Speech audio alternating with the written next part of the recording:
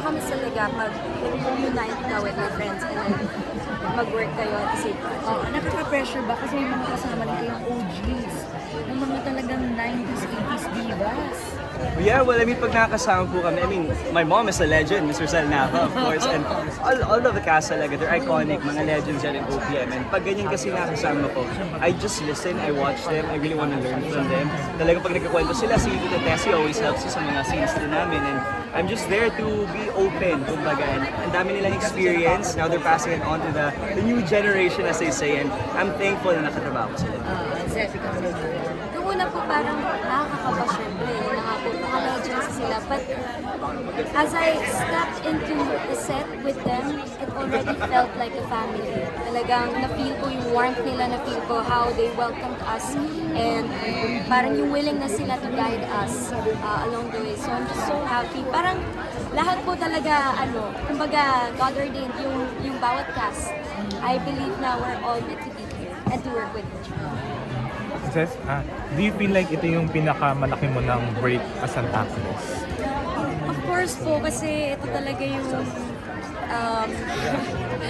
aside from that po kasi yung story talaga, parang may weight siya, hindi lang siya basta I mean, lahat naman ng mga palabas na ginagawa natin may weight, but personally, I just feel it so much kasi nakaka-relate po ako, and I really want this show to not just inspire us to work harder and to stay in the industry, but also the people who are gonna be watching this, na kung ano man yung sinasabi ng like na may pangarap si Jenny, na merong kahit isang teenager na girl or boy na meron ding pangarap na mapapanood nila, and they will get motivated and inspired na o nga no, parang kahit show lang yan, na-touch sila. So yun po yung weight nun for me, and every time na we meet on set, yun yung nag-fire sa passion natin. And paano mo nakikita yung sarili mo doon sa character? And ano yung mga challenges ni Jenny na pinagdaanan mo rin as in person?